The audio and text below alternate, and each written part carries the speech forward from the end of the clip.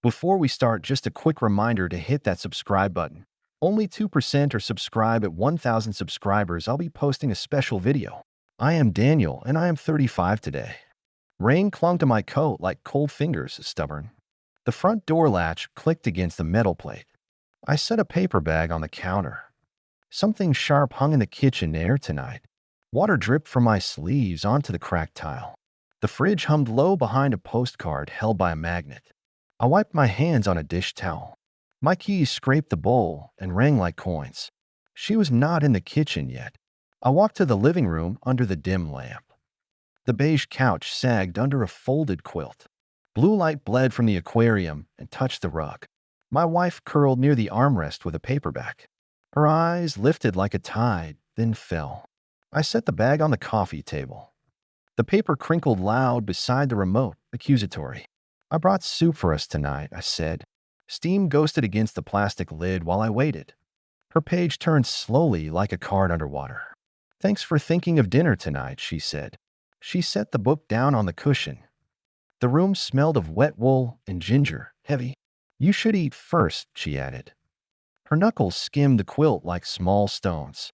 I peeled the lid and steam rolled into my face. Garlic and chicken floated up from the white container. I set 2 spoons beside the coaster. The aquarium filter rattled like a trapped bee. She watched the window instead of the bowl. "The rain is picking up," I said. Drops tapped the glass near the crooked lat rhythmic. "I need to finish something for work," she said. She lifted her laptop from the backpack by the chair. The screen lit her face like a streetlight. I reached for her sleeve and brushed the fabric. The knit felt dry and rough against my fingers. She shifted her elbow and settled behind the mug. "Let me just send these emails," she said. Her cursor blinked like a metronome in slow time, relentless. I pulled a receipt from the crumpled bag. The ink bled a little from the rain smeared. "We should try that new cafe on Maple," I said. Her coffee from earlier still smelled warm beside the coaster. "Maybe this weekend," she said with her eyes down. "How was the meeting at noon?" I asked. She tapped a pencil near the laptop hinge. "It was fine overall, I guess," she said. She rubbed the eraser, and a faint smell rose. I waited for more, but the pencil kept tapping. The wall clock ticked over the framed map. A cinnamon candle flickered near the wooden tray. Wax pooled around the wick like a dark eye. I sipped the broth and burned my tongue stupid. She shifted the tray closer like a small shield. I flipped a coin from my pocket onto the table. The metal clinked and spun beside the napkins. "Please keep it down for a minute," she said. I nodded and watched the coin die against wood. Something in me quieted like a dimmer switch, dangerous. Her phone buzzed under the edge of the quilt, insistent. The vibration crawled across the coffee table grain. She slid it into the backpack without a glance. "Work stuff," she said with a flat voice. The aquarium motor swallowed the sound like a drain. I tied the trash bag and lifted it gently. A sour banana smell crawled out of the bin. "I will take this downstairs," I said. She nodded without looking away from the keys. The stairwell light hummed like a tired, being indifferent. The lobby smelled like wet concrete and soap sharp. I pushed the trash into the metal chute. Cold air rose from the mail slot on the wall. A flyer for couples therapy hung crooked by tape. I touched the corner and felt the paper tremble. Back inside the apartment, the lamp throbbed against the dark. She wrapped the blue blanket under her chin, fortress. "I'm going to bed early," she said. "Good night," I said with my hands on the bowl. She rose and moved away like steam fading. I pressed my palms into the couch cushion for warmth. The fabric scratched like an old sweater against my wrists. Footsteps passed above us with soft ceiling creaks. I watched the candle collapse around the stub. Something waited in that shrinking light and said nothing. I stood by the window and touched my ring. The metal felt colder than the glass tonight. A siren wailed far off between the buildings. Its red wash swam over the aquarium and rug. I could not name the ache in that color, yet I left the ring on the dish by the sink. The kettle hissed alive on the back burner. Steam curled past the chipped blue mug on standby. I stirred honey in and tasted metal underneath. The sweetness could not cross the distance between chairs, impossible. I marked a dot on the calendar with a pencil. Graphite scratched the paper like a tiny saw. I did not know why the day needed proof. I turned off the lamp and stood in the dark. The aquarium glow drew a line I should not cross, not yet. The pan hissed under the burner and popped. Steam fogged the small window over the sink. I slid eggs onto a chipped plate and waited. Footsteps crossed the hall like measured drums closer. She set her phone face down on the table. The spoon clinked against the mug and rang once. Morning light split across the grain of the wood. "You are up early," she said, unreadable. My wife's name is Maya, and I said nothing. A clean citrus smell lifted from her sweater, bright. She tucked a loose hair behind one ear. "We need to talk," she said, now. I pushed the plate toward her and kept breathing. The fork felt heavy and cold in my hand. Her eyes stayed on the salt shaker by the napkins. "About us," she said, the words hanging. "I am listening," I said and sat straight. The fridge hummed behind us like a slow motor. She traced the rim of the mug with a finger. "I need less pressure from this," she said. "What pressure?" I asked and set the fork down. The metal touched the plate with a dull tap. She watched the light crawl over the butter knife. "The romantic pressure," she said, her jaw tight. "I want companionship more than intimacy," she said. Her voice landed like a glass bead on tile. The toast smelled burnt in the small blue dish. "We can still be good together," she added. "Good how?" I asked and rubbed my thumb raw. The paper towel scratched like old bark against skin. She nodded toward the calendar pinned to the wall. "As partners and friends," she said, steady. I reached for her hand against the table edge. Her skin felt cool and dry under mine. She slid away and lifted the napkin holder. "Not like that anymore," she said, soft. "Is there someone else?" I asked and waited. The dishwasher beeped from last night's cycle, sudden. She set the napkin holder down beside the placemat. "No one is touching me," she said, "promise." "That is not what I asked," I said quietly. The clock near the doorway ticked once then again. She placed the plate in the sink without eating. "I do not want to be touched," she said. "For how long?" I asked and felt the room shrink. Coffee cooled in the French press on the counter. She turned the knob on the burner to low. "I do not have a timeline," she said, careful. "We could see a counselor," I said and stood. Hot steam rose past the kettle and kissed my knuckles. She glanced at the chipped sugar jar and shook her head. "Nothing is broken," she said, "only different." "Different feels like distance," I said and swallowed hard. A car horn bled through the thin morning glass. She lifted her laptop from the chair with 2 fingers. "Distance keeps us calm," she said, safer. "What does that mean for tonight?" I asked slowly. Laundry soap scented the hallway like a clean warning. She looked toward the guest room door at the end. "I will sleep there," she said, starting now. "House rules will help," she said and kept typing. The keys clicked like rain on a metal awning. She slid a small notepad across the table toward me. "No cuddling or surprises," she said, clear. "No kissing without asking first," she added calmly. The pen rolled from the notepad and thumped once. I placed it back and watched the ink glint. "We share chores and plans," she said, nothing more. I picked up my gym bag from the floor. Sweat and rubber rose from the strap, sharp. "Move this into the closet, please," she said. I carried it past the mirror and did not look. She opened the window and let in cold air. Curtains breathed like thin lungs against the sill. A lone bird called from the gutter above us. "This will be better for us," she said, certain. I rinsed the uneaten eggs down the drain. Water splashed the stainless steel and stung my wrist. The plate flashed under the bulb like a coin. "I did not feel better," I said, truth. She pressed her palm flat on the table. Her skin left a foggy print that faded fast. The phone buzzed once under its black case. "We will figure it out," she said, "someday." I stood by the doorway and touched the frame. The wood felt smooth where hands had polished it. Sunlight spilled in strips across the hallway runner.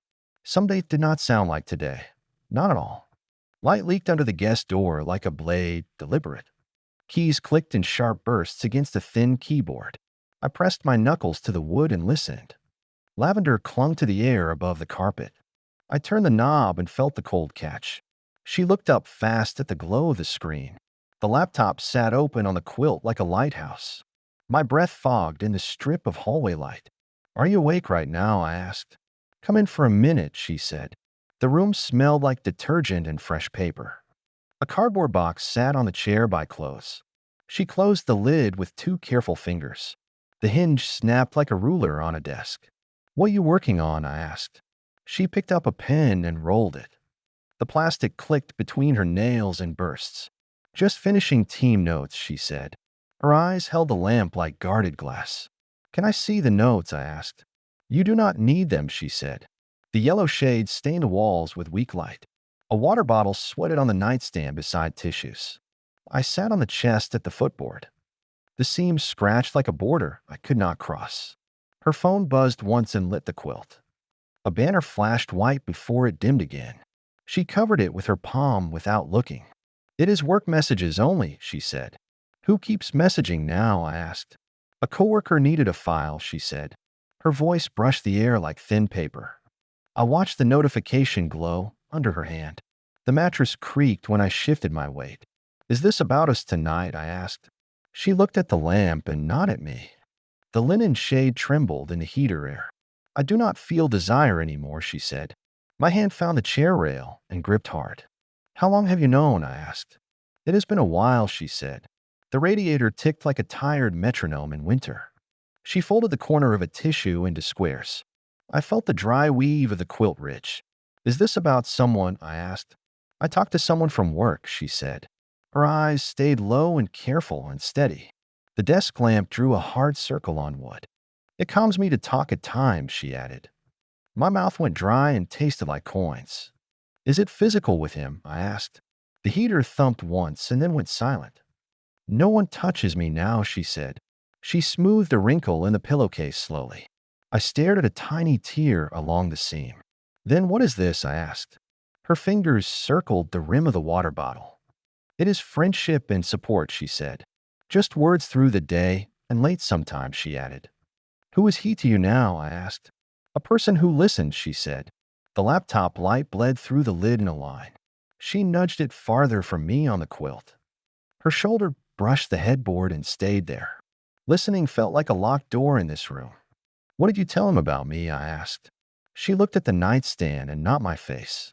"Only that things are complicated," she said. Her ring clicked against the glass water coaster. "Complicated" tasted like smoke and old pennies tonight. "Does he know you are married?" I asked. "Yes, he knows the basics," she said. The shade cast a star across the wooden drawer.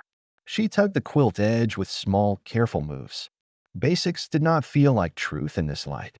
"I need you to stop sharing us," I said. The word "stop" scraped my throat like sand. She breathed out slow and stared at the pen. Her breath smelled faintly of mint and tea. "I cannot promise that right now," she said. "Then we need help soon," I said. The chair leg grated against the floorboards below me. I lifted the tissue box and set it down. She nodded once and pressed her thumb to cardboard. "Soon felt like a bridge without rails tonight." "What is his name?" I asked. She glanced at the window and the drifting curtain. "His name is Eli," she said. The curtain licked the sill with a heater draft. I tasted copper and stared at the closed laptop. "Does Eli know our boundaries?" I asked. She traced a line in the dust on wood. "He knows I need space to breathe," she said. The dust curled under her nail like gray thread. Space felt like a lock on every door. I stood in the bed frame side underweight. The lamp hummed and painted gold across the box. A small card sat tucked under the ribbon. "Is that from him?" I asked. She pulled the drawer open and slid the box inside. "It is a team, thank you," she said. The drawer would scrape like chalk on concrete. She closed it fast and kept her hand there. Her knuckles went white along the edge. I could feel the no before the words. I stepped back and hit the chair with my thigh.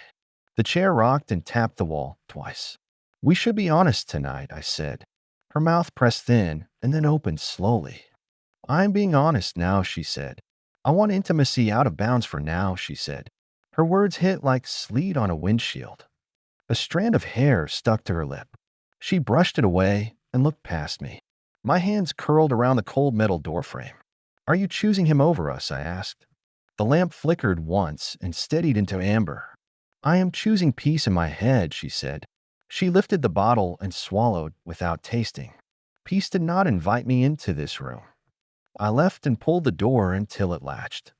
The click echoed down the hallway like a shot. My palms smelled like dust from the doorframe. A shadow lay across the rug like a bar. I stood there and counted breaths in the dark. The aquarium filter hummed low in the living room. Blue light salted the photo frame on the shelf. I held the frame and felt the glass chill. Our smiles looked young under the lamp reflection. I set it down and watched the door glow. Her phone buzzed again through the wall like bees. The vibration crawled through the plaster into my spine. I stared at the kettle on the stovetop. Steam would come fast if I let it. I did not move and listen for words. I wrote Eli on a sticky note slowly. Graphite scraped the counter in a dull line. I added a question mark and underlined twice. The yellow paper stuck to my finger and fluttered. I slid it under the magnet on the fridge. I opened the window and let the night in. Rain smell lifted from the alley like metal. A truck rolled by and rattled the glass. I pressed my ring against the sill and listened.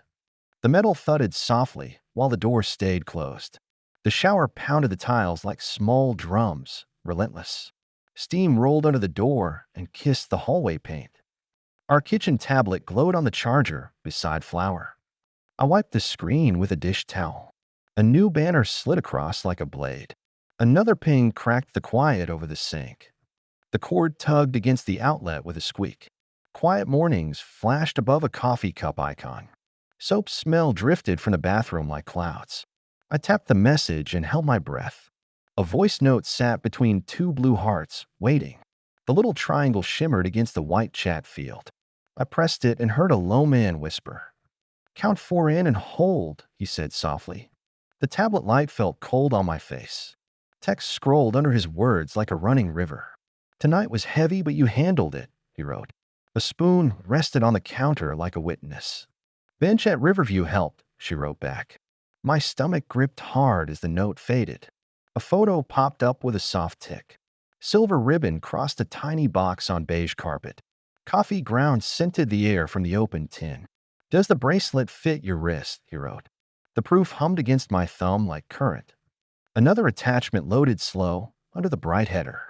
Boundaries _V3 blinked beside a paperclip and a check. I opened it and saw numbered lines marched down. White room phrase if overwhelmed. The first line read. The screen glow sharpened every edge in the kitchen. Debrief at 10 each night, the second rule said. Guest room every day this month, the third insisted. Lemon cleaner stung my nose from the damp sponge. The spoon rattled when my elbow brushed the steel.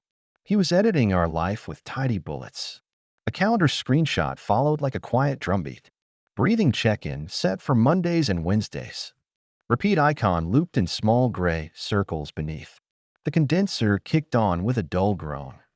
The schedule stared like a gate I never built. My phone camera clicked once and echoed off tile. I caught the bracelet line and the rules page. A drop from the faucet dotted the glass sharply. I closed the chat and cleared the banner shade. The kitchen light buzzed like a warning wire. The shower stopped and left a thick hush. I slid the tablet back against the flour jar. Steam leaked out when the bathroom door opened. A damp towel brushed the hallway with warm fog. I waited by the cereal box and felt heat. She entered in a robe with water beading. The floor chilled her heel, and she flinched. "You are up early," she said. I poured flakes and watched the bowl shine. "We need to talk about something now." "Who is Eli Hart?" I asked quietly. Her hand froze near the mug on the rack. A floral scent lifted off her skin bright. "A colleague at work," she said carefully. The mug clinked too loud against the marble. "I saw messages on the kitchen tablet," I said. She moved her backpack between us like a wall. Steam curled from her hair in little ghosts. "That tablet should be mine right now," she said. Her eyes narrowed until the room felt smaller. "Did he send you that silver ribbon box?" I asked. She reached for the drawer with the rubber bands. "It was a sample from a vendor," she said. Water ticked from her wrist onto the cutting board. The breath between us tasted like old coins. I held up my phone with the screenshot open. The bracelet line glowed white in the morning light. She stared and blinked once without words. "He likes handmade things," she said finally. The drawer stayed open like a mouth. "Why is he writing our rules?" I asked. I touched the notepad and felt the dry paper. "He edits words better than me," she said. The fridge motor coughed and hummed back to life. My pen rolled toward the edge and teetered. "Where do you meet him after hours?" I asked. A bus hissed outside and washed the windows. "We sit at Riverview on the west bench," she said. Her robe belt dragged across the tile like rope. Morning light cut our table into squares. "Does he know you sleep in the guest room?" I asked. She pressed her finger to a water ring on steel. "He knows I need structure to stay calm," she said. The water ring spread into a thin halo. Calm looked like a fence built from screens. "I want to meet him today," I said. She rubbed her temple and watched the cereal go soft. "He only meets people in groups at work," she said. The spoon sank under milk with a slow slide. Her answer landed like a door closing. "Play the rest of that voice note," I said. She glanced at the tablet and shook her head. "We just breathe together on hard nights," she said. A drip tapped the sink in the quiet. Together hung there like a lit match. "Is he single?" I asked and kept my voice flat. She traced a line on the fogged windowpane. "Divorced last spring from what he shared," she said. The glass squealed under her finger and stopped. A new season had moved into our kitchen. I set the cereal aside and wiped the counter. The sponge scratched the steel and left dark lines. "This is not friendship inside a marriage," I said. She folded the towel and placed it on the stove. The fabric made a soft thud that felt final. "I want our rules written by us," I said. I slid the notepad to the center slowly. Ink smell rose when I uncapped the pen. She watched the point hover above the blank. The page waited like a quiet courtroom. I left before sunrise and felt the air bite. Bus brakes screeched at the corner and echoed sharp. My gloves rasped against the railing by the stairs. A paper cup steamed in my palm like breath. I headed for the river with my jaw set hunting. The walkway smelled like wet leaves and diesel near Riverview. Streetlights threw pale cones onto the slick bench. A passing bike hissed water onto my jeans. I set the cup on the trash can lid. My heart counted seconds and waited for shapes. They arrived together under one small black umbrella. The river thumped the wall with a steady slap. He closed the umbrella and shook off the drops. She tucked hair behind her ear and smiled tight. I stepped behind a map sign and held still, listening. "You slept any?" he asked quietly. She rubbed her wrist and breathed into the cold. "Enough to stop the shaking," she said. He offered a packet of tissues from his pocket. Their words floated white in the hard blue light. He sat and patted the concrete like a cue. The bench was gritty and wet under their coats. She placed a small red notebook between them carefully. "An hour later," he asked and glanced around. "Later," she said and folded her hands, guarded. "Count 4 in with me," he said softly. Car tires hissed behind a fence like long snakes. He touched the notebook and tapped a slow beat. I opened my voice recorder and kept low. "White room," she said and closed her eyes hard. "You are safe here," he said, nodded. She slid her heel against the bench with grit. A boat horn bellowed once from the black water. He tilted his head and watched her, breathing steady. I felt the word safe land like a stone. He took a box from his coat pocket. Rain smell rose when he cracked the damp lid. "No gifts," she said with a quiet warning. "This one is a marker, not jewelry," he said. He lifted a thin silver keychain shaped like a wave. "Keep it near when the noise starts," he said. She touched the little wave and kept her gaze down. The streetlight made it flash like a tooth. "That helps me anchor when work spirals," he added. Anchor hung there between their knees like a promise. "Tell me the hard thing from last night," he said. The river licked the wall and sucked away. She picked at a loose thread on her glove. He waited and did not move a muscle. I braced for my name like a punch. I asked him for space, and he pushed questions, she said. She traced a circle on the wet bench slowly. My throat went dry and the cup cooled fast. He nodded and opened the notebook to a page. "Write the sentence you need to say," he said. She wrote with a short pencil and pressed hard. Graphite scraped the paper and ripped a corner. He smoothed it flat with his thumb gently. She looked at the river and did not speak. I wanted to rip that notebook in half. He read the line and closed the cover. "We hold that boundary and debrief at 10, he said. A bus roared past and shook the railing. She nodded and tucked the pencil behind her ear. I lowered my phone and fought the urge to shout. They stood and the umbrella snapped open again. The hinge clicked and flared a small spray. He tilted it toward her and took the wind. A gull screamed once and cut the morning quiet. They walked away under that moving circle, together. I tracked his steps to a gray sedan slowly. Oil smell rose from the curb near a storm grate. He wiped the windshield with a sleeve carefully. I wrote his plate on a receipt with my nail. The ink dragged across the damp paper. The apartment door stuck and then jumped in the frame. Dust tasted bitter on my tongue as it scraped. I set the receipt beside the sugar jar. The kitchen clock blinked 7:10 in wheat green. I held the recorder icon and felt it burn. The shower roared when she came in from the hall. Hot steam rolled under the door and fogged the mirror. Water beads clung to a blue razor on porcelain. I leaned against the sink and swallowed slow. The recording throbbed in my pocket like a pulse. She stepped out with a towel tight at her chest. Eucalyptus shampoo lifted from her hair like winter. She reached for the hairdryer on the shelf. "We should eat before work," she said calmly. I set the receipt on the counter between us. "I went to the river," I said flat. The dryer's first roar swallowed her breath completely. She turned it off and held it midair. "Why would you do that?" she asked. "I heard the phrase white room this morning." She gripped the dryer handle and stared at the tile. The cord twisted between her fingers like a snake. "That is my calming cue for overload," she said. I placed the notebook detail on the table softly. "You are keeping a journal with him now." She folded the towel and set it on the lid. Moist heat still drifted from the vent like fog. "It is a log for feelings and patterns," she said. She lifted a hair clip and snapped it shut. My chest tightened at the careful word patterns. "He gave you a keychain shaped like a wave," I said. The mirror caught her eyes and threw them back. "That is to remind me to breathe," she said. She opened the cabinet and reached for toothpaste. My jaw ached like I had been clenching all night. "I want that notebook here tonight," I said. The faucet squeaked and spat cold onto steel. Her toothbrush clicked against porcelain as she set it down. "That notebook stays private for my mental health," she said. Private lit the room like a flashbang, blinding. "Then we set our own rules today," I said. Coffee smell drifted from the tin by the grinder. I placed a blank sheet on the wooden table. "No third party designs our marriage anymore," I said. The page weighted like a field of snow. She pulled on a sweater and watched the window. Thin sunlight cut a long stripe across the sink. "My voice is allowed to be separate," she said. She tapped the counter with a fingernail lightly. "Separate" sounded like doors closing down a hallway. "Counseling or I move out for a while," I said.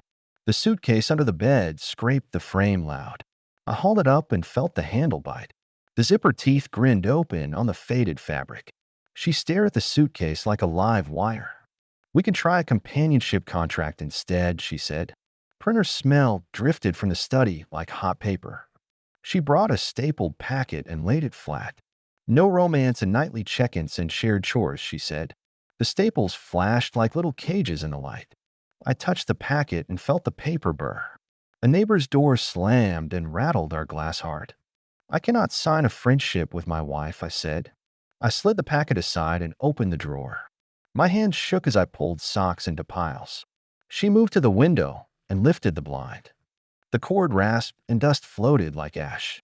"We could pause instead of quit," she said. Her reflection hovered over the city like fog.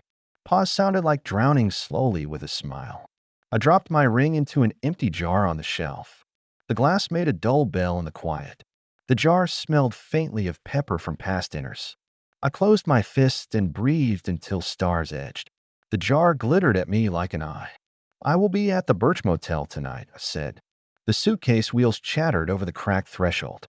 Cold air licked my wrists when the door opened. She leaned on the frame and did not reach.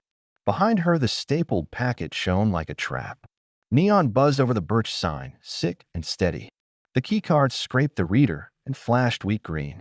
Cigarette smell rode the hallway like stale fog. I gripped my duffel and shouldered the swollen door. Sleep would not bargain with me tonight. The room air stung with bleach and old soap. The window unit rattled and spit thin cold. A floral bedspread rasped against my knuckles like sand. I set the remote beside a cracked ashtray. The silence pushed back harder than the door, waiting. My phone buzzed on the nightstand and skittered. I answered on speaker and stared at ceiling stucco. Are you safe right now? My mom asked. I am at a motel, I said slowly. Her breath cracked softly through the line, scared. There is a lawyer you can call, she said. She gave me a name while the ice clicked. I wrote it on a motel notepad with pencil. The bedside lamp threw yellow over the paper. I promised to call before the sun moved soon. I opened my laptop and felt the warmth build. The fan whined under the cracked touchpad sticker. A blue flash drive clicked into the side. I copied files and watched the bar crawl. The screen glow printed my hands on the sheet, ghostly. Morning burned through thin curtains like a blowtorch. The coffee maker coughed and spat brown steam. I dialed the number from the pencil note. Bring yourself and any document, a receptionist said. I packed the flash drive inside my wallet anchor. The office sat between a vape shop and laundry. Toner smell chewed the air under humming lights. A legal pad waited beside a brass stapler. Has anyone hurt you physically? The lawyer asked. No, just erased me in slow motion, I said. He tapped his pen and watched the ink bead. Document everything and stop sharing electronic, he said. Open your own account by noon today. The stapler thumped once and made me jump. We can file a separation next week, clean. I left with his card warm in my pocket. Sunlight bounced off hoods and stabbed my eyes. A bank door whooshed and breathed conditioned cold. I signed forms and slid a new debit. The card's orange edge felt like a flare, defiant. I returned for documents while afternoon light hardened. The hallway smelled of lemon and freshly mopped floors. She stood by the bookshelf with our passports. You are really doing this, she said. I am doing this until we are us again. She placed the passports on the table slowly. Pine cleaner bit my nose from the damp cloth. He will hate that you lawyered up, she said. I picked up a photo in its wood frame. It was not my weather anymore, I said. Back at the motel, the ice machine coughed. The air conditioner droned against the thin wall. I wrote a timeline on the lawyer's pad. A vending cracker crumbled sweet and dry. Tomorrow would not wait for my fear, never.